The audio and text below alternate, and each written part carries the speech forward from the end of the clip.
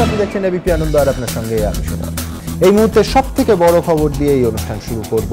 রাজ্যে ঢুকলেই গ্রেফতার হবেন বিশ্ব হিন্দু পরিষদের নেতা প্রবীণ তোগাড়িয়া। তার কারণ রাজ্য সরকার মনে করছে যে এই নেতা রাজ্যে পা রাখা মাত্র সাম্প্রদায়িক সম্প্রীতি নষ্ট হতে পারে, এবং আমরা যখন এই আলোচনা করছি এই মর্মে রাজ্যের স্বরাষ্ট্র দপ্তর একটা বিবৃতিও জারি করেছে, এবং সেই বিবৃতি সমস্ত জেলার প্রশাসনিক আধিকারিকদের কাছে পৌঁছেও গেছে। কোনো সন্দেহ নেই যে কোনো গণতান্ত্রিক রাজ্যের ক্ষেত্রে, গণতান্ত্রিক সরকারের ক্ষেত্রে একেবারে প্রাথমিক কর্তব্য হচ্ছে সাম্প্রদায়িক সম্প্রীতির পরিবেশ বজায় রাখা, এবং তা নিয়ে কোনো উদ্বেগের ঘটনা যদি ঘটে তাকে অ্যাড্রেস করাও সরকারের একেবারে প্রাথমিক কর্তব্য। কিন্তু প্রশ্ন একটা উঠছে, তার কারণ আগামী 18 তারিখ কলকাতা পুরসভার ভোট এবং 25 তারিখ বাকি 91টি পুরসভার ভোট। তাই স্বাভাবিকভাবেই প্রশ্ন উঠছে, এটা একেবারে একটা প্রশাসনিক সিদ্ধান্ত সাম্প্রদায়িক সম্প্রীতি বজায় রাখতে, নাকি সংখ্যালঘু তাসের একটা সুকৌশল ব্যবহার কোনো বিশেষ ভোট ব্যাংকে আরও সুসংহত করার জন্য একটা রাজনৈতিক চাল। রাজনৈতিক মহলে এই প্রশ্ন উঠছে, এবং তাই নিয়ে আমাদের আজকে এই বিতর্ক, আমাদের আজকে বিষয়। রাজ্যে ঢুকলেই গ্রেফতার তোগাড়িয়া, ভোটের আগে সংখ্যালঘু তাস খেললেন মমতা। আলোচনার জন্য আমার একদিকে আছেন বিজন সরকার, শিক্ষক, আছেন পার্থপ্রতিম বিশ্বাস, অধ্যাপক। কিছুক্ষণের মধ্যেই অনুষ্ঠানে এসে উপস্থিত হবেন বিজেপি নেতা তথাগত রায়, এবং আছেন দেবাশিস চৌধুরী, RSS এর কার্যকর্তা। তাদের কাছে যাব, কিন্তু তার আগে দ্রুত একবার দেখাবো এই সরকারি বিবৃতি যা কয়েক ঘন্টা আগে রাজ্যের স্বরাষ্ট্র দপ্তর জারি করেছে। ভোটের মুখে রাজ্যে নিষিদ্ধ প্রবীণ তোগাড়িয়া। বিশ্ব হিন্দু পরিষদের আন্তর্জাতিক কার্যকরী সভাপতির পশ্চিমবঙ্গে প্রবেশের ওপর নিষেধাজ্ঞা জারি করল রাজ্য সরকার। এই মর্মে রাজ্যের স্বরাষ্ট্র দপ্তর নির্দেশিকা জারি করেছে।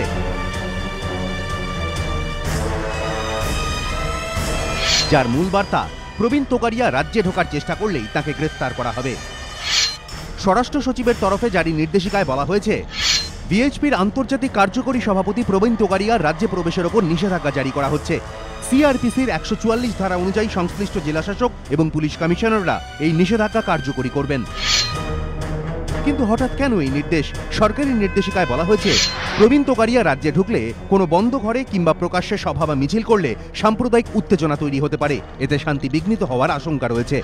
আগামী রবিবার উত্তর দিনাজপুরে একটি অনুষ্ঠানে উপস্থিত থাকার কথা ছিল বিশ্ব হিন্দু পরিষদ নেতা প্রবীণ তোগাড়িয়ার, কিন্তু এই নির্দেশিকার জেরে তাঁর সেই অনুষ্ঠান বাতিল করা হয়েছে। পুলিশ সূত্রে খবর, সেখানে 144 ধারা জারি করেছেন জেলাশাসক। ওই অনুষ্ঠানে মাইক ব্যবহারের অনুমতিও খারিজ করে দিয়েছে জেলা প্রশাসন। আশাবুল হোসেন, এবিপি আনন্দ, কলকাতা। রাজ্যে সাম্প্রদায়িক সম্প্রীতি নষ্ট হবে, তার জন্য প্রশাসনিক সিদ্ধান্ত যেটা নিতেই হতো, নাকি রাজনৈতিক চাল? রাজনৈতিক মহলেই এই প্রশ্ন উঠছে। পুরভোটের মুখে প্রবীণ তোগাড়িয়ার ওপর হঠাৎই নিষেধাজ্ঞা জারি করে কি সংখ্যালঘু তাস খেললেন মমতা বন্দ্যোপাধ্যায়? এই প্রশ্নেই এখন জোর জল্পনা রাজ্য রাজনীতির অলিন্দে। কারণ পর্যবেক্ষকদের একাংশের বক্তব্য, কট্টরপন্থী প্রবীণ তোগাড়িয়া বরাবরই হিন্দুত্বের ব্র্যান্ড অ্যাম্বাসেডর বলে পরিচিত। বিশ্ব হিন্দু পরিষদের প্রধান মুখও তিনি। উল্টোদিকে এ রাজ্যে জয়রথ এগিয়ে নিয়ে যেতে মমতা বন্দ্যোপাধ্যায়ের প্রধান ভরসা 27% সংখ্যালঘু ভোট। তাই পুরভোটের ঠিক মুখে কট্টর হিন্দুত্ববাদী প্রবীণ তোগাড়িয়ার রাজ্যে ঢোকার ওপর নিষেধাজ্ঞা জারি করে কি ভোটের মেরুকরণের চেষ্টাই করলেন মমতা বন্দ্যোপাধ্যায়? প্রশ্ন রাজনৈতিক মহলে। তৃণমূল বিরোধীরা একযোগে দাবি করেছেন, পুরো নির্বাচনে সংখ্যালঘু ভোট ব্যাংককে সুসংহত করতেই তোগাড়িয়াকে আটকানোর কৌশল নিলেন মমতা। আশঙ্কা আছে তো উনি 144 লাগাতে পারেন, মুষ্টিময় লোককে খুশি রাখার জন্য উনি সারা ভারতবর্ষের যে মেজরিটি কমিউনিটি আছে, হ্যাঁ, বা যে মেজরিটি লোকেরা যাকে শুনতে চায় তার কণ্ঠরোধ করবেন উনি। সেই প্রবীণ তোগাড়িয়াকে দেখবেন আগামী দিন হয়তো ফুলের মালা নিয়ে আবার মুখ্যমন্ত্রী গিয়ে বরণ করে নেবেন, কারণ যখন তার দরকার, আজকে পৌরসভা নির্বাচন দরকার, ধর্মনিরপেক্ষ মানুষের সমর্থন, সেই জন্যই নাটক করছেন। এটা মুখ্যমন্ত্রীর কাছে দেখতে আমরা অনেক অভ্যস্ত। সাম্প্রদায়িকতা রোখা নয়, সাম্প্রদায়িকতাকে ব্যবহার করতেই মমতা পুরভোটের মুখে তোগাড়িয়াকে আটকানোর সিদ্ধান্ত নিলেন বলে অভিযোগ সিপিএম এর। এপ্রিল ফুলের দিনে এটা মানুষকে আরেকবার নতুন করে এপ্রিল ফুল বানানোর চেষ্টা হতে পারে। তিনি যে রাজনীতি করেন তাতে সাম্প্রদায়িক শক্তির সঙ্গে মোকাবিলা নয়, সাম্প্রদায়িক শক্তিকে ব্যবহার করাটাই হচ্ছে মমতা ব্যানার্জির রাজনীতির ভিত্তি। রাজ্য সফররত কেন্দ্রীয় স্বরাষ্ট্রমন্ত্রী রাজনাথ সিংহের সঙ্গে মুখ্যমন্ত্রীর দেখা না করা এবং তাঁর বিরুদ্ধে তোপ দাগার নেপথ্যেও এই সংখ্যালঘু কৌশলী দেখছেন পর্যবেক্ষকদের একাংশ। তাঁদের মতে কয়েকদিন আগেও দিল্লি গিয়ে নরেন্দ্র মোদীর সঙ্গে বৈঠক করেছেন মমতা বন্দ্যোপাধ্যায়। তার আগে সোনিয়া গান্ধীর আমন্ত্রণে দিল্লি গিয়ে অরুণ জেটলি, লালকৃষ্ণ আডবাণীর বাড়িতে চলে গিয়েছিলেন মমতা। কিন্তু এখন শিয়রে পুরো ভোট। তার ওপর মাঝে মধ্যে নানা মহল থেকে অভিযোগ করা হচ্ছে গালভরা প্রতিশ্রুতি দিলেও সংখ্যালঘুদের উন্নয়নে কিছুই করেননি মমতা। এই পরিস্থিতিতে রাজনাথ সিংহের সঙ্গে দেখা করলে সংখ্যালঘুরা রুষ্ট হতে পারেন। সম্ভবত এটা মাথায় রেখেই কৌশলে তাঁকে এড়িয়ে গেলেন তৃণমূল নেত্রী। শুধু তাই নয়, রাজনাথের বিরুদ্ধে ক্ষোভ উগরে দিলেন, এমনটাই মত রাজনৈতিক মহলের একাংশের। আর এবার বিশ্ব হিন্দু পরিষদের আন্তর্জাতিক কার্যকরী সভাপতি প্রবীণ তোগাড়িয়ার ওপর নিষেধাজ্ঞাও তৃণমূল নেত্রীর সেই কৌশলেরই অঙ্গ বলে মত পর্যবেক্ষকদের একাংশের। কারণ তাঁদের মতে এই সিদ্ধান্ত নিয়ে মমতা সংখ্যালঘুদের এই বার্তা দেওয়ারই চেষ্টা করলেন বিজেপি তথা সংঘ পরিবারের বিরুদ্ধে তিনি বরাবরই করা। এবিপি আনন্দ।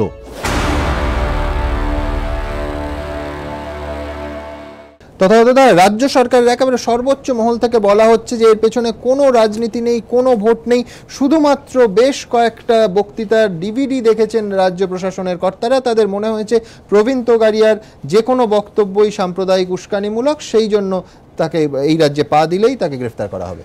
দেখো, তুমি তো আমায় প্রশ্নটা জিজ্ঞেস করেছো, কিন্তু আমি তো তৃণমূলই নই যে মমতা যদি বলে যে সূর্য পশ্চিম দিকে উঠেছে আমি সেটা বিশ্বাস করব।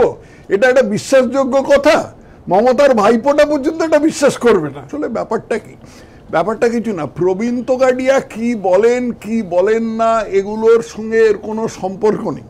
প্রবীণ তোগাড়িয়া যেহেতু বিশ্ব হিন্দু পরিষদের নেতা, বিশ্ব হিন্দু পরিষদের নেতাকে এইভাবে নিষেধাজ্ঞা জারি করলে যেহেতু মমতার ধারণা, সত্যি সত্যি হবে কিনা জানি না, মমতার ধারণা যে মুসলমানদের মধ্যে যে ধর্মোন্মাদ অংশটা আছে, এটা লুনাটিক ফ্রিঞ্জ, ফান্ডামেন্টালিস্টও নয়, ফান্ডামেন্টালিস্টদের মধ্যে যে লুনাটিক ফ্রিঞ্জটা আছে, যারা এই সেদিন কাজী মাসুম আক্তারকে মেরেছে, যাদের এরা মাস্তুতো ভাইরা সেদিন বাংলাদেশে একজন ব্লগারকে খুন করেছে, এর আগে অভিজিৎ রায়কে খুন করেছে, এদেরকে মমতা প্রীত রাখতে চান। কারণ মমতার ধারণা যে মুসলিম ভোটটা ওর অত্যন্ত প্রয়োজন জিতবার জন্য, সেই মুসলিম ভোটটা এদের হাতে আছে। কিন্তু আপনি যেটা বলছেন এরা তো অত্যন্ত সংখ্যালঘু অংশ, সংখ্যালঘু সমাজের অত্যন্ত ক্ষুদ্র অংশ। সেই জন্যই আমি খুব জোর করে বললাম যে এটা মমতার ধারণা,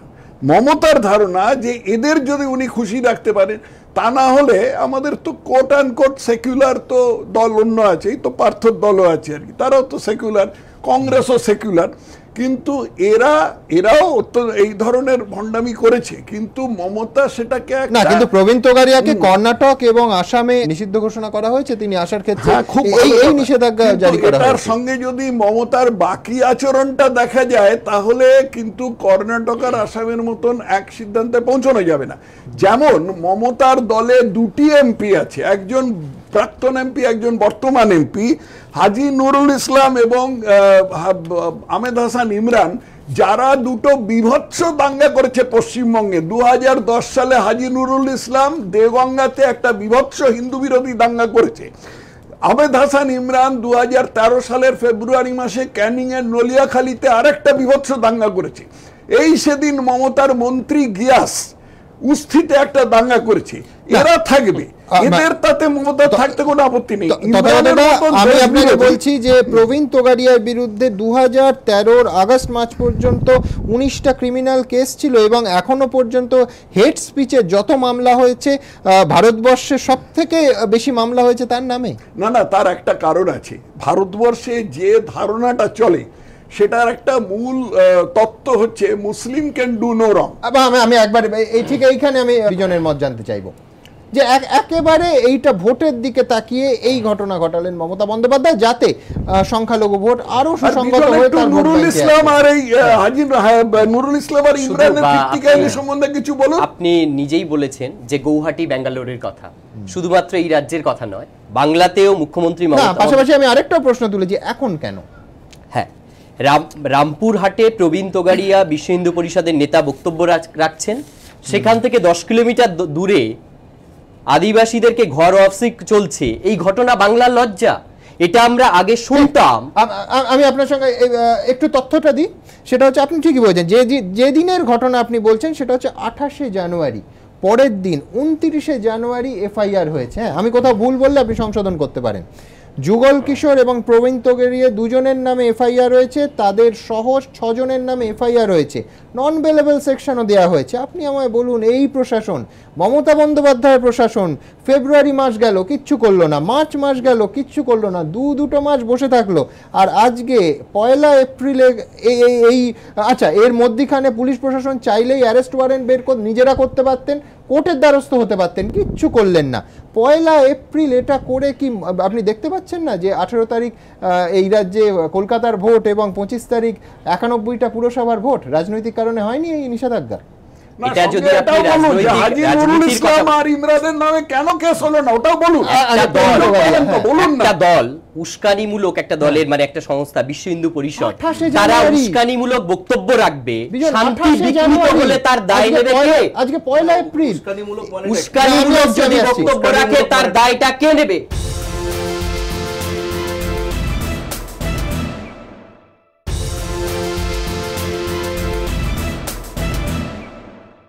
সাম্প্রদায়িক সম্প্রীতি নষ্ট করবে কেন? লোকেরা তো দাঙ্গাই বাজাচ্ছে,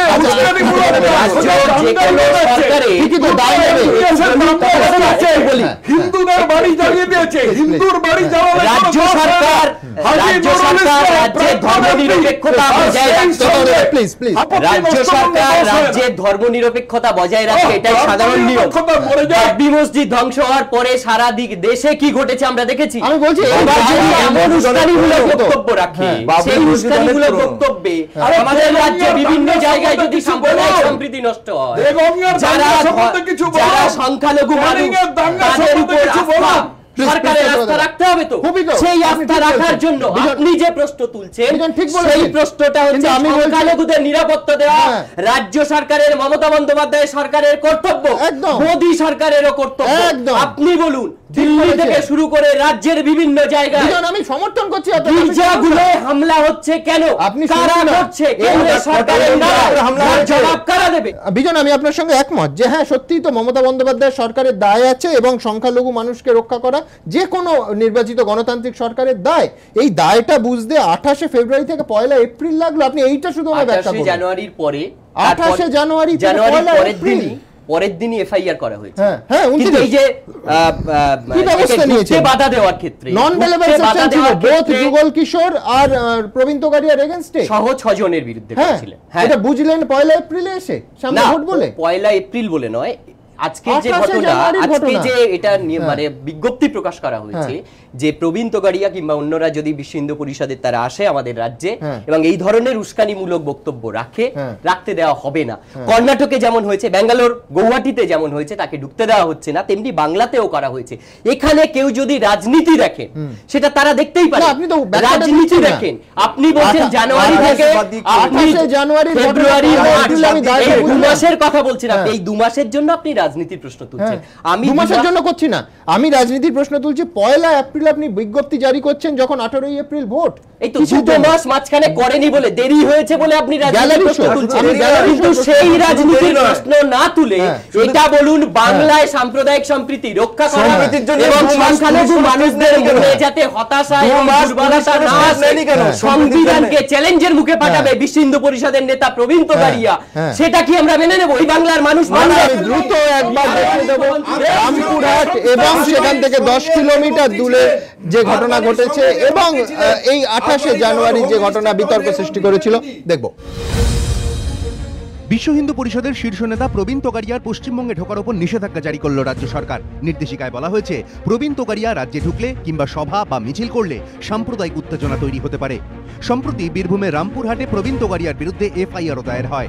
ঘটনার সূত্রপাত 28শে জানুয়ারি।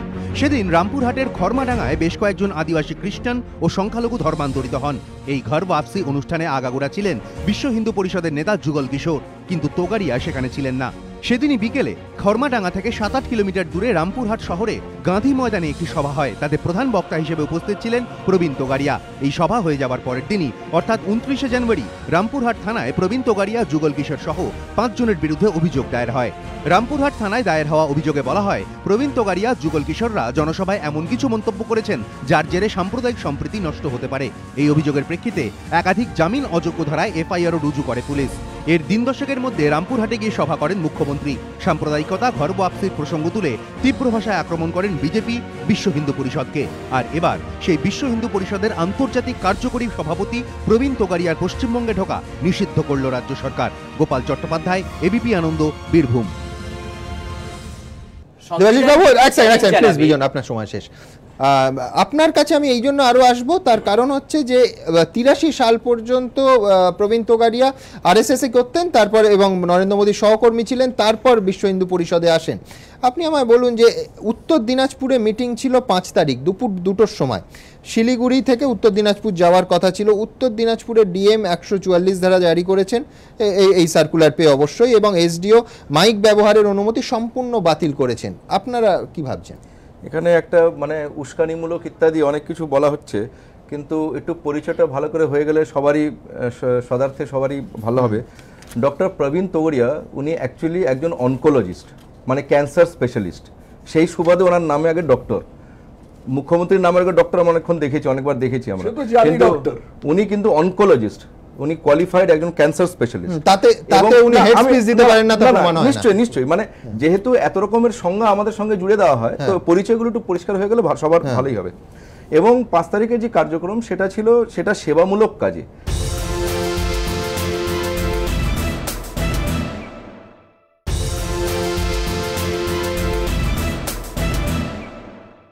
বিশ্ব হিন্দু পরিষদ শুধুমাত্র বাবরি ইত্যাদি এর সঙ্গে নাম জুড়লে হবে না। বিশ্ব হিন্দু পরিষদের একাধিক সেবামূলক কাজ আছে, মানে সেগুলো আমরা সচরাচর বুঝতেও পারি না, জানিও না, কেননা মাদার টেরেসার মতন ঢাকদোলটা পেটানো হয় না। কিন্তু অনেক সেবামূলক কাজ আছে, যেখানে গরিব দুস্থ বাচ্চাদের জন্য, তারপরে বনবাসী কল্যাণ আশ্রম যেরকম আছে, সেখানে ট্রাইবাল বাচ্চাদের জন্য পড়াশুনো ইত্যাদি, স্বাস্থ্য সেবামূলক অনেক কাজ আছে। সেরকম কোনো একটা কার্যক্রম উনি আসছিলেন। এবার এখানে রাজনীতি হচ্ছে কি হচ্ছে না, আমার শুধু প্রশ্ন এইটুকুই, বা আমাদের পক্ষ থেকে প্রশ্ন এইটুকুই, যে এখন খুব উস্কানিমূলক হবে এবং সাম্প্রদায়িক সম্প্রীতি নষ্ট হবে। সেকুলারিজমের মানে অ্যান্টি হিন্দু হতে পারে না, মানে হিন্দু বিরোধিতাই একমাত্র সেকুলারিজমের সার্টিফিকেট, এটা হতে পারে না। কেননা প্রশ্নটা হচ্ছে তাসলিমা নাসরিনের সময় মুসলিম বিরোধিতাও নয়, সেই জন্যই তাসলিমা নাসরিনের সময় যারা জেন্ডার সেন্সিটিভ এবং যারা লিবারাল প্রোগ্রেসিভ, তাসলিমা নাসরিনের সময় সরকার কি পদক্ষেপ নিয়েছিল এবং আজকে যে সরকার আছে তাদেরই বা কি বক্তব্য তাসলিমা নাসরিনের বিষয়ে আছে, এইটুকু আমাদের প্রশ্ন। না না, এটা তো সম্পূর্ণ ভিন্ন প্রসঙ্গ। কিন্তু এই অর্থাৎ প্রবীণ তোগাড়িয়ার এই মুহূর্তে আসার এই রাজ্যে কোনো উপায় রইল না, 5 তারিখের প্রোগ্রাম ক্যান্সেল। না, এখন সেটা আমাদের সংগঠনভাবে সংগঠনগতভাবে যেটা সিদ্ধান্ত হবে উনি আসার চেষ্টা করবেন, ওর করবেন না, কিন্তু সেটা সিদ্ধান্ত আমরা নিশ্চয়ই নেব, সেটা পরবর্তীকালে যা হওয়ার সেটা নিশ্চয়ই হবে। শুধু একটাই আমার অনুরোধ থাকবে দেবাশিস বাবু, মাদার টেরেসা সম্পর্কে যে যদি কখনো বিতর্ক হয়, বিতর্কে আমার কোনো আপত্তি নেই, কিন্তু আপনি যে মন্তব্যটা করলেন সেটা যদি উইথড্র করেন আমার ভালো লাগবে। না না, মানে আমি বলছি সেবার আড়ালে ঘরবাপসি আপনারা করছেন, এই ঘরবাপসি নয়। এবার এটা বললেন গতকাল পেটানোটা গতকাল এনডিটিভিতে একটা ইন্টারভিউ হয়েছে, যেখানে আচ্ছা আপনি বলছেন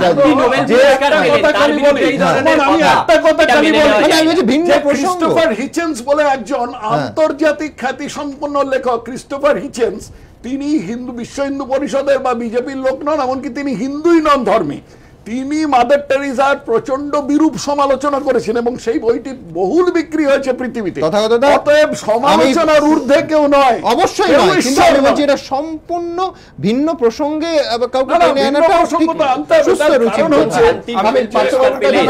তার আগে যেহেতু বলেনি যে ভিন্ন প্রসঙ্গ আনতে হবে, তার কারণ বিজন সমস্ত কিছু বললেন, সবিস্তারে বললেন, কিন্তু ওর নিজের দুটো এমপি হিন্দু বিরোধী দাঙ্গা লাগিয়েছিল, সেটা এড়িয়ে গেল। আপনারা তো কেন্দ্রীয় সরকারে আছেন, প্রমাণ করে দেখান না একটু যে সত্যি করে আছে।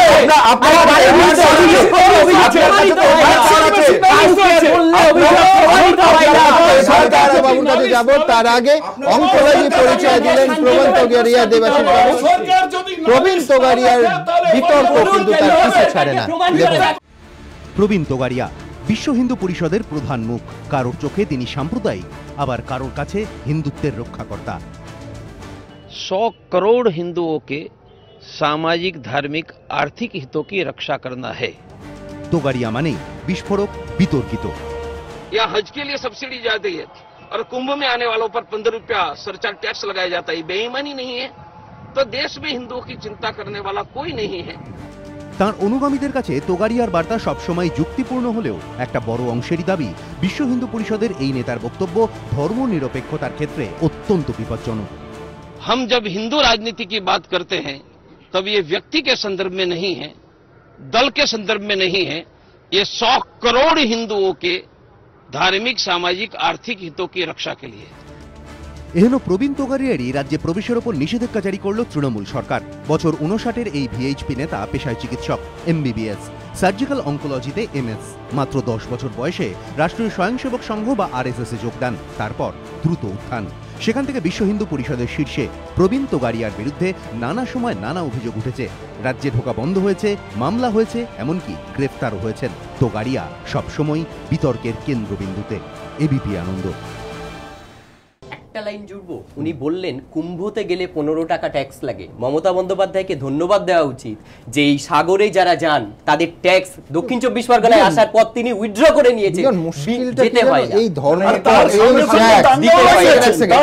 এইটার পেছনে যখন ভোটের উদ্দেশ্য এবং সেইভাবে ব্যবহৃত হয়, লজ্জাজনক, মানুষ পছন্দ করে না। আমি একদম সরাসরি পার্থবাবুর কাছে আসবো। পরিষ্কার রাজ্য সরকার জানিয়ে দিয়েছে this order would be strictly enforce and Dr. Probeen Bhai Togaria is prohibited from entry into any district or police commissionerate in West Bengal. আমি আপনাকে সুমন বলবো যে একটা টিভি চ্যানেল আছে, বাচ্চারা দেখে খুব, যে দেখবেন মক কুস্তি হয় ওখানে, যে একজন আরেকজনকে মারছে, রিংয়ের বাইরে ফেলে দিচ্ছে, একটা আম্পায়ারও থাকেন, পোগো চ্যানেল জাতীয়, এবং বাচ্চারা খুব পছন্দ করে। কিন্তু সেই বাচ্চা যখন বড় হয় তখন বুঝে যায় আসলে এই কুস্তিটা হচ্ছে মক হচ্ছিল। এবার আমার এখানে আজকে এই যে ঘটনা প্রবাহ যা চলে দেখে আমার মনে হচ্ছে যে এই যে প্রশ্নটা আপনি বারবার করছিলেন যে ভোটের আগে কেন, আপনি গত বছর ভোটের আগেও যদি দেখেন, আজকের প্রধানমন্ত্রী যিনি নরেন্দ্র মোদী, তিনি যখন রাজ্যের প্রচারে এসেছেন তখন মাননীয় মুখ্যমন্ত্রী বলেছিলেন যে কোমরে দড়ি বেঁধে ঘোরাবো, এবং সেই দড়িটা আস্তে আস্তে শুরু হতে হতে ফ্রেন্ডশিপ ব্যান্ডে পরিণত হয়েছে। আজকের ভোটের আগে 20 দিন আগে এই পৌর ভোট যখন, তার আগে হচ্ছে যে এই প্রবীণ তোগাড়িয়া সম্পর্কে যে মন্তব্য, সেই মন্তব্যটা আসলে একেবারে রাজনৈতিক একটি মন্তব্য। এবং আমি আপনাকে বলছি যে কোন জায়গায় কি আপনি বলবেন যে এই যে রাজনাথ সিং এর সঙ্গে এখন দেখা না করা মানে, এবং তারপরে তার কিছুদিন আগে গঙ্গা নিয়ে একটা মিটিং ছিল সেটা বয়কট করলেন, এইগুলো একই সূত্রে বাঁধা, মানে মোদি মমতার বৈঠক হয়ে গেছে, এখন সচেতনভাবে ভোটের আগে দূরত্ব বৃদ্ধি? না না, আমি বলছি তো এরা দুজনে চমৎকার একটা আন্ডারস্ট্যান্ডিং রেখে চলেন। দেখবেন যে RSS এর উনি 2003-এ আপনারাই দেখিয়েছিলেন এক সময় যে ওই কমিউনিস্ট সন্ত্রাসবাদ বইটা উদ্বোধন করতে গিয়ে তিনি যখন বলছেন, এটা মোহন ভাগবতরা আছেন সেই মিটিংয়ে সামনে দাঁড়িয়ে বলেছেন যে আপনারাই প্রকৃত দেশপ্রেমিক, এবং আমি RSS-কে বলছেন আপনারা দেশকে ভালোবাসেন আমি জানি। এবং এবার আমি এক লাইনে জানতে চাইছি যে এই সার্কুলার জারি করে মমতা বন্দ্যোপাধ্যায় ভুল করেছেন না ঠিক করেছেন? না, আমি আবারও বলছি যে না, কিছু প্রশ্নের উত্তর সমান পৃথিবীতে হ্যাঁ এবং না হয় না। এই সার্কুলার না না, আমি আবারও বলছি যে প্রবীণ তোগাড়িয়ার মতো মৌলবাদী শক্তি যারা ধারক এবং বাহক, তাদেরকে এই রাজ্যে আটকানোর জন্য রাজনৈতিকভাবে, সামাজিকভাবে, প্রশাসনিকভাবে 3টে উদ্যোগ লাগে। আমি রাজনৈতিকভাবে হ্যান্ডশেক করব আর প্রশাসনিকভাবে সার্কুলার ইস্যু করব, এইটা যদি হয় তাহলে আন্তরিকতা শাসক দলের সেটা নিয়ে কিন্তু প্রশ্ন উঠবে। কারণ আমাদের রাজ্যে ঘাস ফুলের হাত ধরেই পদ্ম ফুলের আমদানি হয়েছে, এই বিষয়ে কোনো সন্দেহ নেই। তাহলে এই সার্কুলারকে সমর্থন করছেন? আমি আবার বলছি যে এই সার্কুলার যেভাবে দেয়া হয়েছে তার সাথে যে কাজ করলে পরে এই সার্কুলারটার স্পিরিট রিফ্লেক্টেড হয়। প্রশাসনিক একটা সার্কুলারের পর আমি যখন দেখব যে জায়গায় জায়গায় মৌলবাদী শক্তি যা আছে সেগুলোকে রোখার জন্য যে রাজনৈতিক কার্যক্রম নেওয়া দরকার, তৃণমূল কংগ্রেসের পক্ষ থেকে, শাসক দলের পক্ষ থেকে তারা অ্যাটল নিচ্ছেন না, তাহলে তখন ইন আইসোলেশন এই সার্কুলারটাকে যদি বলা হয় যেটা একটা পলিটিক্যাল গিমিক ছাড়া আর কিছু না।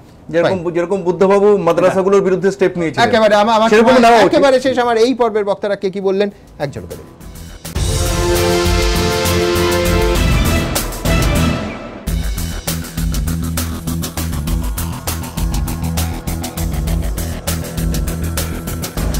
ছোট্ট একটা বিরতির পর আপনাদের দেখাবো একটা নয় 3-3টে পুরসভা রাতারাতি ভোটের আগে, এমনকি প্রচার শুরু হওয়ার আগেও শাসক দলের পকেটে চলে গেল।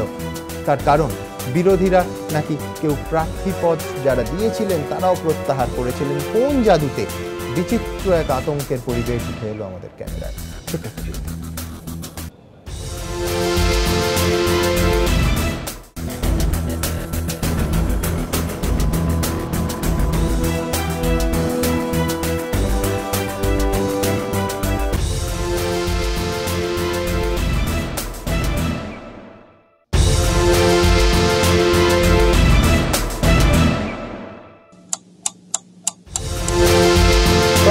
গাছে না উঠতেই এক কাঁড়ি। এখনো ভোটের প্রচারই শুরু হলো না, কিন্তু তার আগে শাসক দলের পকেটে একটা নয় তিনটে পুরসভা। আমরা খুব কৌতূহল হয়েছিল যে পিছনের গল্পটা কি। কোনো সন্দেহ নেই যে কোনো জয় অত্যন্ত অভিনন্দনযোগ্য, কিন্তু এটা কি বাংলা ফিল্মের শেষ হওয়ার আগের 3 মিনিটের মতো, যেখানে একেবারে খলনায়কের রাতারাতি হৃদয় পরিবর্তন হয়ে গেল এবং এই সমস্ত প্রার্থীরা বুঝতে পারলেন হঠাৎ হৃদয় পরিবর্তন হয়ে যে পরিবর্তনের সরকার আসলে উন্নয়নের একটা জোয়ার তুলে দিল। সেই জন্য সুবোধ বালকের মতো তারা প্রার্থী হওয়ার সমস্ত প্রার্থীপদ প্রত্যাহার করে নিলেন। কিন্তু তাদের সঙ্গে যোগাযোগ করলেন যখন আমাদের প্রতিনিধিরা, যে আতঙ্কের ছবি তারা তুলে ধরলেন, বলতে কোনো দ্বিধা নেই তার ভগ্নাংশও যদি সত্যি হয় তাহলে নিঃসন্দেহে গণতান্ত্রিক ব্যবস্থাটা এই রাজ্যে অন্তত একটা প্রহসনে পরিণত হয়েছে। সেই নিয়েই আমাদের আজকের এই অনুষ্ঠান, আমাদের আজকের বিষয়। শিশুর মাথায় বন্দুক, স্ত্রীকে হুমকি, ভোটের আগে ভোট জিতে গণতন্ত্রের প্রহসন বঙ্গে। আলোচনার জন্য আমার একদিকে রয়েছেন রিতেশ তিওয়ারি, বিজেপি নেতা, আছেন অধ্যাপক বিশ্বনাথ চক্রবর্তী, কিছুক্ষণের মধ্যে সিপিএম নেত্রী কনিনিকা বসু উপস্থিত হবেন, এবং আছেন অধ্যাপক দেবনারায়ণ সরকার। ওদের কাছে যাব, তার আগে আপনাদের দেখাবো নদিয়ার গয়েশপুর পুরসভা, যেখানে প্রার্থী বলছেন তার 3 বছরের শিশুকন্যার মাথায় বন্দুক রেখে প্রার্থীপদ তুলিয়ে নেওয়া হয়েছে। তিনি তুলতে চাননি, কিন্তু মেয়ের মুখের দিকে তাকিয়ে তার প্রাণ বাঁচাতে প্রার্থীপদ তুলেছেন তিনি।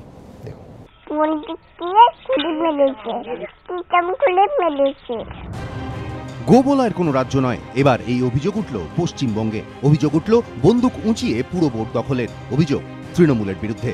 এ যেন যুদ্ধ ছাড়াই দুর্গ দখল। বিরোধী দলের প্রার্থীরা মনোনয়ন পদ প্রত্যাহার করে নেওয়ায় পুরো ভোট শুরুর আগেই তৃণমূলের দখলে তিনটি পুরসভা। যদিও বিরোধীদের অভিযোগ তারা স্বেচ্ছায় মনোনয়ন পদ প্রত্যাহার করেননি, তাদের এমনটা করতে বাধ্য করেছে তৃণমূল। সত্য সন্ধানে নদিয়ার গয়েশপুরে পৌঁছল এবিপি আনন্দ। সম্পর্কে দেওর এবং বৌদি দুজনেই গয়েশপুর পুরসভার মনোনয়নপত্র জমা দিয়েছিলেন বিজেপির হয়ে। কার্তিক চট্টোপাধ্যায় 11 নম্বর ওয়ার্ডে এবং পম্পা চট্টোপাধ্যায় 9 নম্বর ওয়ার্ডে। কিন্তু তাঁদের অভিযোগ 26শে মার্চ রাতে আচমকাই তাঁদের বাড়িতে হাজির হয় তৃণমূল আশ্রিত দুষ্কৃতীরা, হুমকি দেয় মনোনয়ন প্রত্যাহারের জন্য। বাচ্চা কাচ্চা এবং পরিবারের ওপরে চাপ সৃষ্টির জন্য তুলতে হলো। রাত্রিবেলা এসেছে 9 নম্বর থেকে যে তোমরা প্রার্থী তুলে নাও, আমরা কোনো প্রার্থী রাখতে দিচ্ছি না, এমনিতেই তো রাজ্য প্রশাসন দিয়ে ভোট হবে, ভোট তো হবে না, আমরা এই ভোট দিয়ে নেবো, তাই কি দরকার আছে, তোমাদের তো পরে আর কেউ বাঁচাবে না। বলছে যে তুমি কি প্রার্থী হতে চাও? তখন আমি কিছু বলছি না, বলছি কি আগে তুমি প্রার্থী না, তোমার মেয়ে আগে। অভিযোগ এরপর একাধিকবার তাঁদের বাড়িতে চড়াও হয়ে একই হুমকি দেয় তৃণমূল আশ্রিত দুষ্কৃতীরা। ভয়ে আতঙ্কে প্রার্থীপদ প্রত্যাহার করে নেন পম্পা, যদিও লড়াইয়ে অনড় ছিলেন কার্তিক। অভিযোগ এরপর ফের তাঁদের বাড়িতে হানা দেয় শাসক দলের লোকজন। তাদের দাবি পম্পার 3 বছরের মেয়ের মাথায় বন্দুক ঠেকিয়ে দুষ্কৃতীরা বলে মনোনয়ন প্রত্যাহার করো, না হলে মেয়েকে পাবে না। প্রার্থীপদ প্রত্যাহার করার জন্য এই বাড়িতেই দুষ্কৃতী দল এসেছিল এবং বিজেপির 2 প্রার্থীকেই প্রার্থীপদ প্রত্যাহার করতে বাধ্য করেছিল। অবশেষে বাধ্য হয়ে লড়াই থেকে সরে আসতে হয় কার্তিক চট্টোপাধ্যায়কেও, যদিও সঙ্গ ছাড়েনি আতঙ্ক। গয়েশপুর পৌরসভার 12 নম্বর ওয়ার্ডের বিজেপি প্রার্থী মলিনা কর্মকারের অভিযোগ, বন্দুক দেখিয়ে তাঁর ভাইকে বাড়ি থেকে তুলে নিয়ে যায় তৃণমূল আশ্রিত দুষ্কৃতীরা। তার দাবি ভাইকে বাঁচাতেই মনোনয়ন প্রত্যাহার করেন তিনি। পুরো বাইক বাহিনী দিয়ে ঘেরাও করে তারপর আমার ছোট ভাইকে ওখান থেকে তুলে নিয়ে বাস স্ট্যান্ডে গেছে, বাস স্ট্যান্ডে সে পিস্তল ঠেকিয়ে দাঁড়িয়েছিল। তারপরে আমাকে ওরা ফোন করে বললো, আমি ফোনে বলছি ঠিক আছে আমি নমিনেশন তুলে নিচ্ছি। 17 নম্বর ওয়ার্ডের বিজেপি প্রার্থী ছিলেন অসিত কুমার রায়। অভিযোগ তৃণমূল আশ্রিত দুষ্কৃতীদের লাগাতার হুমকির জেরেই ভোটের লড়াই থেকে সরে দাঁড়ান তিনি। 50-60টা মোটরসাইকেল নিয়ে এবং 70-80 জন উপরে লোক, এবং তারা এসে বলে আপনারা যদি নমিনেশন না তোলেন তাহলে বিকালবেলা যদি আমাদের আবার আসতে হয় তাহলে রক্তগঙ্গা বইবে, কি হবে আমরা বলতে পারছি না। বিজেপি নেতৃত্বের অভিযোগ বারবার স্থানীয় পুলিশের দ্বারস্থ হয়েও কোনো সুরাহা হয়নি। বলছে প্রার্থীকে বের করে দে, তাপস পাল, তিনি যে উক্তি করেছিলেন সেই উক্তিটি ওখানে করেন, যে সর্বক্ষেত্রে মহিলাদের ওইসব উক্তি করেন। পুলিশ আশ্বাস দিচ্ছে আমরা করব, কিন্তু করেনি। পুলিশের বিরুদ্ধে আমরা কেস করেছি, আইসির বিরুদ্ধে। যদিও বিরোধীদের অভিযোগ অস্বীকার করে তৃণমূলের পাল্টা দাবি বিরোধীরা মিথ্যে বলছে। তৃণমূলের সৈনিকরা রিভলভার দিয়ে তাদের কাজ করতে হয় না, জনগণই আমাদের জনগণ আমাদের সঙ্গে আছে, সেটা তো অপপ্রচার। ভোটের আগেই ভোটের ফল বেরিয়ে গিয়েছে গয়েশপুরে। আড়ালে আবডালে অনেকেই বলছেন সত্যি বন্দুকের নলই হয়তো ক্ষমতার উৎস। অর্ণব মুখোপাধ্যায়, এবিপি আনন্দ। রিতেশ, অন্তত এই পুরো ভোটে বন্দুকের নল যে ক্ষমতার উৎস তা নিয়ে কারুর কোনো সন্দেহ নেই। যেভাবে 3টে পুরসভা প্রার্থী দিতে পারলেন না আপনারা, মানে এটা একটা তো শ্লাঘার ব্যাপার ছিল যে এটা কাউ বেল্টে হয়, ও বলা হয়, পশ্চিমবঙ্গে হয় না। 3টে পুরসভায় নদিয়া জেলার গয়েশপুর যেটা দেখালেন, মানে ঘটনাচক্রে এই জেলার বিজেপির পর্যবেক্ষক আমি নিজে। 151 মধ্যে এই মুহূর্তে 119 জন প্রার্থী আমাদের রয়েছে। এখানে 139 জন প্রার্থী আমরা মনোনয়ন জমা দিয়েছিলাম। এই গয়েশপুরের 18টার মধ্যে 17টার মধ্যে 16টা প্রার্থী আমাদের নমিনেশন জমা দিয়েছিলেন। কিছুক্ষণ আগে তৃণমূল নেতার আপনারা স্টেটমেন্ট দেখালেন, তিনি বললেন যে আমাদের এগুলো করার দরকার ছিল না। আপনি যদি লোকসভা নির্বাচন, কিন্তু আমি বলছি দল হিসেবে, সংগঠন হিসেবে, নেতৃত্ব হিসেবে আপনাদের তো দায়িত্ব থেকে যায় নিরাপত্তা দেওয়ার বা সেই ভরসাটুকু দেওয়ার, সেই সংগঠনের কাঠামোর জোরটুকু প্রোভাইড করতে পারলেন না। নিশ্চিতভাবে আপনার প্রশ্নটা সঙ্গত প্রশ্ন, কিন্তু দল এবং সংগঠন মানুষকে পাশে নিয়ে গিয়ে নমিনেশন করিয়েছে, ভোট প্রচার করবে। মানুষ গণতন্ত্রে আমরা প্রার্থী যাবে, লোককে ভোট চাইবে, তাকে যদি মনে করে লোকে ভোট দেবে, সে জিতবে হারবে ভোটে ঠিক হবে। কিন্তু শুধুমাত্র তিনি নির্বাচনে বিজেপির প্রতিদ্বন্দ্বিতা করছেন বিজেপির টিকিটে, সেই কারণের জন্য তার 3 বছরের বাচ্চার মাথার উপরে যদি বন্দুক লাগিয়ে তাকে উইথড্র করতে বলা হয়, সেক্ষেত্রে আর সংগঠন কি করতে পারে? আমি আপনার কাছেই প্রশ্ন করতে চাই।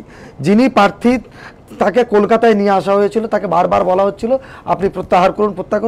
তিনি চাপ না রাখতে পেরে তিনি কলকাতায় চলে এসেছিলেন। তারপরে তার বাচ্চাকে সামনে রেখে এই করা হয়, তাকে বাধ্য হয়ে ওখানে ফিরে গিয়ে তাকে নমিনেশন উইথড্র করতে হয়। তো নদিয়া অনেক দূরের কথা, কলকাতার একদম লাগোয়া কামারহাটি, সেখানে একটি ওয়ার্ডের মহিলা প্রার্থী, তার নির্বাচনী যিনি এজেন্ট হবেন তাকে তুলে নিয়ে যাওয়া হয়। তার ফোন থেকে সেখানকার একজন কুখ্যাত অপরাধী ফোন করে প্রার্থীকে বলছে যে আপনি গিয়ে প্রত্যাহারটা করবেন, না হলে আমাকে আপনার কাছে আসতে হবে। রাজ্য অফিসে সামনে যে টিকিটের জন্য লাঠালাঠি, তারাই ভবিষ্যৎটা দেখতে পান না। ওটা দল তাদের পাশে ছিল শুধুমাত্র নির্বাচন লড়ার জন্য, নির্বাচন জেতার জন্য। তার শিশু কন্যা তার সামনে থেকে চলে যাক।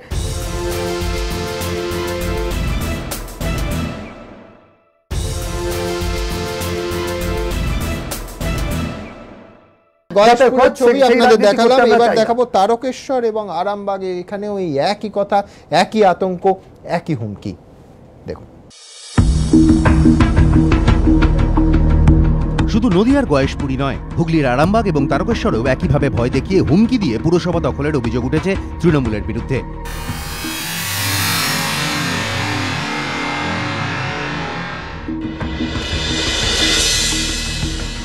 অভিযোগ, মনোনয়ন জমা দেওয়ার পরই তাঁর বাড়িতে হামলা করে তৃণমূল আশ্রিত দুষ্কৃতীরা, চলে বোমাবাজি। অভিযোগ, ফোনে হুমকি আসে ভোটে লড়লে ছেলেকে মরতে হবে, এমনকি বিভিন্ন মামলায় ফাঁসিয়ে দেওয়ার হুমকিও দেওয়া হয় বলে দাবি কাকলি রামের। অবশেষে চাপের মুখে মনোনয়ন প্রত্যাহার করেন সিপিএম প্রার্থী।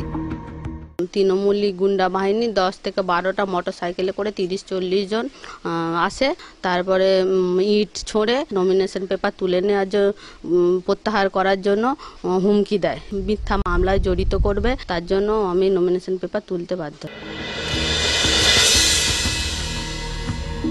শেখ হানিফ আলীর অভিযোগ, মনোনয়ন দাখিলের পর থেকেই তাঁর অনুগামীদের ওপর নানাভাবে অত্যাচার করে তৃণমূল। তার ছেলেকে খুনের হুমকির পাশাপাশি মহিলা সমর্থকদের নগ্ন করে এলাকায় ঘোরানো হয় বলেও দাবি সিপিএমের প্রাক্তন প্রার্থীর।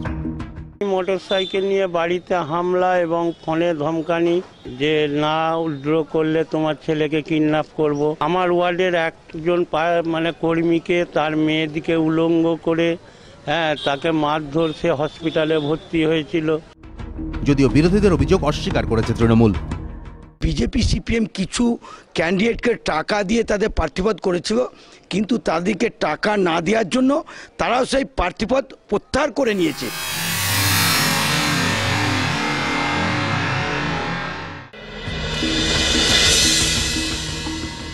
আজিজুল মল্লিকের দাবি, প্রার্থী হওয়ার পর থেকেই তাকে শাসক দলের লাগাতার হুমকির মুখে পড়তে হচ্ছিল। সেই সময় তারা আগ্নেয়াস্ত্র বার করে এবং আমার স্ত্রীকে বলে যে থান কাপড়টা আগামীকাল পাঠিয়ে দেবো, এরপরে যদি এলাকায় থাকতে চান, যদি স্কুল করতে চান, তাহলে যে সেই রকম ভাবে সিদ্ধান্ত নেবেন। ওরা তখন বলছে যে দেখতে এই যে এইটা কিন্তু আমি সরাসরি আপনার স্বামীর ঢুকিয়ে দেবো, এই দানাটা দেখতে পেয়েছেন এটা, আর আপনাকে থান কাপড় পাঠিয়ে যদি ভালোই ভালোই বলছি।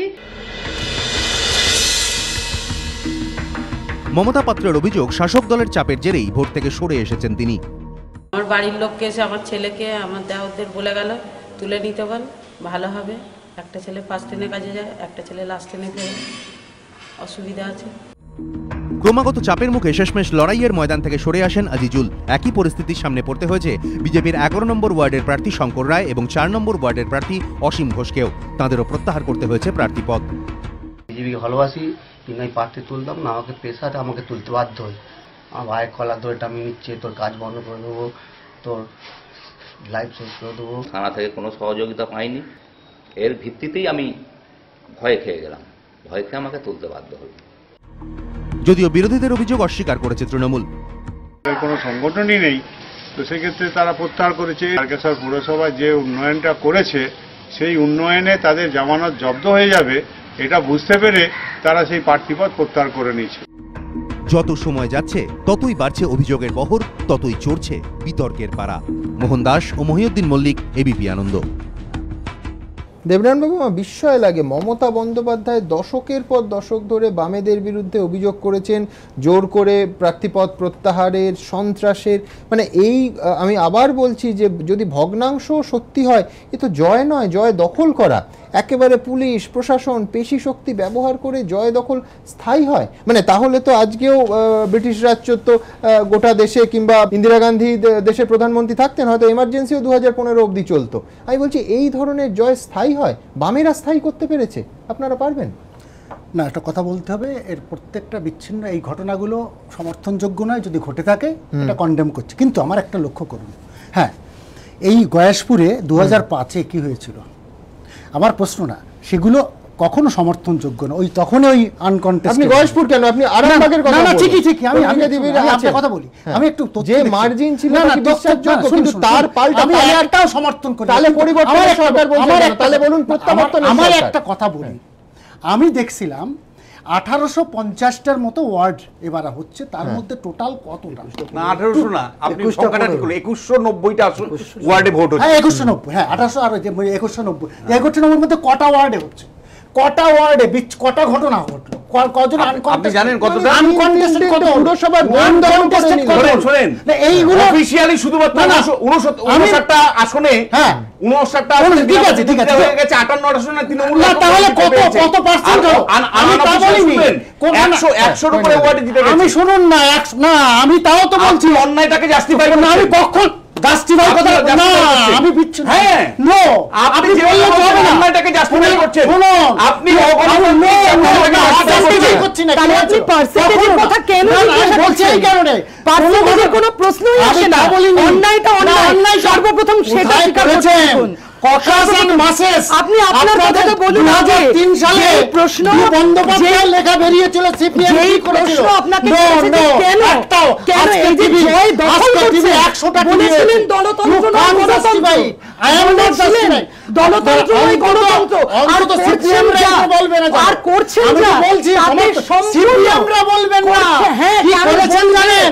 2003 আমাদের আমলে কলকাতা পুরসভা 7000 আসন, 1998-এ 2000 আসন, 93-তে শুধু 3700 আসন, যদি আমরা জয় দখল করতে 7000 আসন হতো না, করে দেখলে বলবেন না, তখনও ছিল না, আজকে টিভি বলিয়ে ছিল, আমি তখনও ছিল, এবং আমরা থাকাকালীন এই বলবেন না, আপনারা একটার পর একটা পুরসভায় ছিলেন, দখল করা হতো, মানে আপনারা পুরো আপনারা থাকতে পারতেন না। আমি আপনারা থাকতে পারতেন না, আমি কন্ডেম করছি, সেটাই কিন্তু না, সেটাই কথা বললেন, হলেও কন্ডেম। বিশ্বাস করুন, একটা ঘটনা নয়, একের পর এক ঘটনা আমাদের স্তম্ভিত করে দিচ্ছে। দেখুন, শুধুমাত্র গয়েশপুর, আরামবাগ, তারকেশ্বর এই 3 পুরসভাই নয়, রাজ্যের মোট 58টি ওয়ার্ডে বিনা প্রতিদ্বন্দ্বিতায় জয় পেয়েছেন তৃণমূল প্রার্থীরা। অধিকাংশ ক্ষেত্রেই শাসক দলের বিরুদ্ধে উঠেছে বিরোধীদের ভয় দেখানোর, হুমকি দেওয়ার অভিযোগ। তৃণমূল বিধায়ক অর্জুন সিংহর শক্ত ঘাঁটি বলে পরিচিত এই ভাটপাড়া পুরসভার 19 নম্বর ওয়ার্ডে সিপিএমের হয়ে ভোটে দাঁড়িয়েছিলেন হাসি সরকার দাস, যিনি কিনা এককালে সিপিএমের কাউন্সিলরও ছিলেন। অভিযোগ, তৃণমূল আশ্রিত দুষ্কৃতীদের লাগাতার হুমকির মুখে মনোনয়ন প্রত্যাহার করে নিতে হয় তাকে। 26 তারিখ রাত্রে 11টার সময় তৃণমূলের 6টা ছেলে মদ্য অবস্থায় আমার বাড়িতে আমাকে এসে বলছে, হাসিদি কালকেই গিয়ে অবশ্যই করে তুমি নমিনেশন উইথড্র করে নেবে, নাহলে তোমার পার্টি তোমাকে বাঁচাবে তো, তখন তোমার অবস্থা কী হবে জানো তো, এই সময় তো হুমকি দিয়েছে। অভিযোগ, চাপ এসেছিল, কিন্তু নথি স্বীকার করেননি হালি শহরের 4 নম্বর ওয়ার্ডের সিপিএম প্রার্থী রবিরঞ্জন দাশগুপ্ত, প্রত্যাহার করেননি প্রার্থীপদ। অভিযোগ, তার জেরেই তাকে পড়তে হয় তৃণমূল আশ্রিত দুষ্কৃতীদের হুমকির মুখে, এমনকি বাড়িতে ঢুকে তাকে মারধর করা হয় বলে অভিযোগ। এই পরিস্থিতিতে ঘর ছাড়া প্রার্থী, আতঙ্কে মুখে কুলুপ প্রতিবেশীদের। আমি অসুস্থ, আমি ছিলাম না এখানে, কলকাতা থেকে সবে ফিরেছি। সমস্ত জায়গায় যা হচ্ছে পশ্চিমবঙ্গে, তাতে বিভিন্ন জায়গায় এখানেও তাই ঘটনা ঘটেছে। আপনারা জানেন তো যে অনেকে উইথড্র করতে, প্রত্যাহার করতে বাধ্য হয়েছে। এদিকে প্রার্থীদের ভয় দেখানোর অভিযোগ অস্বীকার করেছে তৃণমূল। রাজনৈতিক পর্যবেক্ষকদের একাংশ বলছেন, পেশি শক্তি ব্যবহার করে ভোটের লড়াইয়ের আগেই বিরোধীদের লড়াই থেকে ছিটকে দেওয়ার এই রীতি দীর্ঘদিনের। অভিযোগটা একই থেকে গিয়েছে, শুধু অভিযুক্ত বদলেছে। যখন শাসক ছিল সিপিএম তখন তাদের বিরুদ্ধে এই অভিযোগ উঠেছে, আর এখন তৃণমূল যখন শাসক তখন তাদের বিরুদ্ধেও সেই পেশি শক্তি ব্যবহারের অভিযোগ উঠেছে। আর এর মাঝে পড়ে বহু জায়গাতেই ক্রমেই প্রহসনে পরিণত হচ্ছে গণতন্ত্র। সমীরণ পাল, এবিপি আনন্দ। বিশ্বনাথবাবু, আপনার কাছে আমি লার্জার পিকচারটা পেতে চাইবো। আপনি তো একেবারে জেলায় জেলায় ঘুরছেন সমীক্ষার কাজে, কি ছবি? যে 3টে পুরসভায় আমরা দেখলাম বিরোধী শূন্য, কার্যত একেবারে ওই যে বললাম গাছে না উঠতে এক কাঁদি, জিতে গেল শাসক দল, সব জায়গায় এরকম ছবি। আমি যে ছবি পেয়েছি তাতে আমার মনে হচ্ছে যে বিরোধী শূন্য রাজনীতি গ্রামে ছিল, কিন্তু নগর জীবনেও তৃণমূল কংগ্রেস ঢুকিয়ে দিল।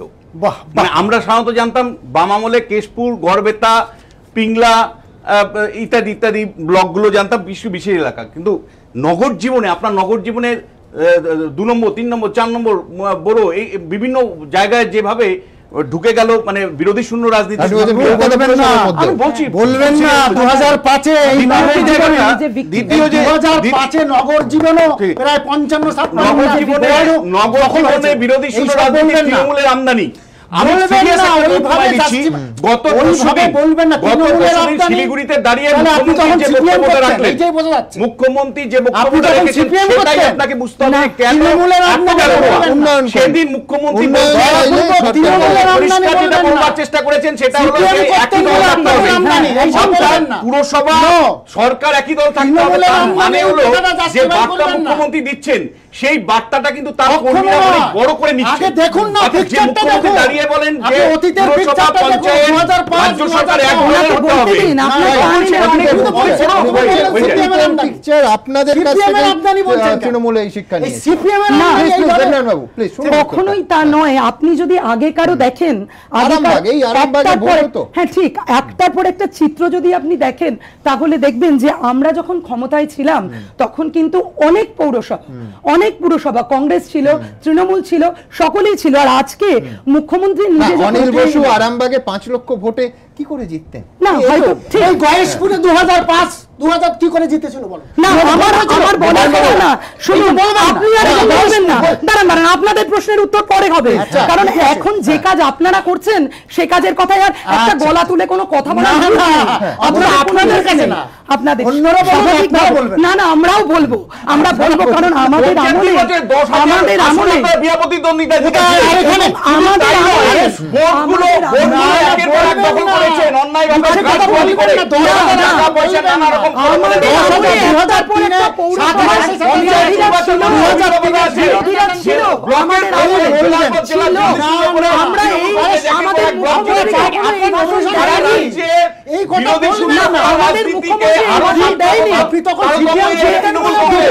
সিপিএম যদি জন্ম লালন পালন, সিপিএম জন্ম লালন পালন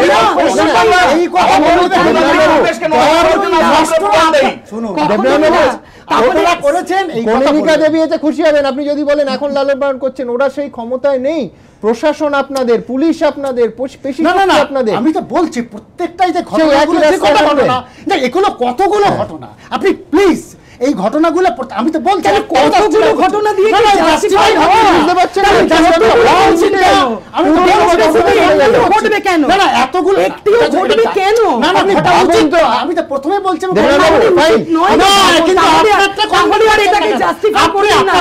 তাহলে আর এটাকে আজকে আমরা নেই ক্ষমতায়, আজকে করুন। আমি সব হতো 3 বছরের বাচ্চা প্রার্থীপদ। বামেদের 34 বছরের এই কাজকর্মের জন্যই তো রাজ্যের মানুষ দুহাত তুলে কংগ্রেস এবং তৃণমূল কংগ্রেস জোটকে ক্ষমতায় এনেছিল। বামেরা ওই অপকর্ম করেছে বলেই মানুষ সরিয়েছে। তো তাই বলে বামেদের ওই করা কাজটাকে আপনারা কেন কপি করছেন? না আপনারা কেন সেটাকে কপি করছেন? আপনারা কেন করছেন? আমি নিশ্চিত আমার সময় একেবারে শেষ, কিন্তু গণতন্ত্রের যে ছবি উঠে আসছে, 3 বছরের বাচ্চার কপালে বন্দুক রেখে তার বাবাকে কিংবা ঘনিষ্ঠ আত্মীয়দের প্রার্থীপদ প্রত্যাহার, সত্যি সত্যি এটা যদি ঘটে থাকে, দেবনারায়ণ বাবুর কথায় সুর মিলিয়ে বলবো নিঃসন্দেহে গণতন্ত্রের পক্ষে অত্যন্ত লজ্জাজনক। আমার এই পর্বের বক্তারাকে কি বললেন এক নজরে।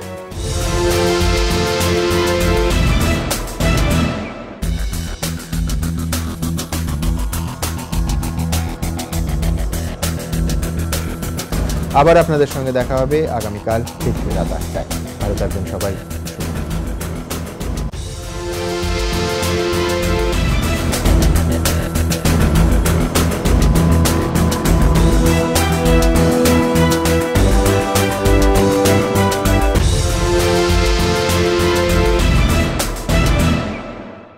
নিবেদন করছে nature pure refined rice brand oil, আপনার হার্টের সত্যিকারের বন্ধু। Powered by Subhash Bose institute of hotel management, সফল ক্যারিয়ারের সেরা ঠিকানা। সহযোগী নিবেদক captain 600 EQR, stronger, safer, super safer. Bhadreshwar Lal Baba rice কেনার সময় ভদ্রেশ্বর দেখতে ভুলবেন না। রাজীব গান্ধী কম্পিউটার সাক্ষরতা mission, award winning organisation in IT education এবং লয়েড এয়ার কন্ডিশনার্স, जो दे खुशियों की गारंटी।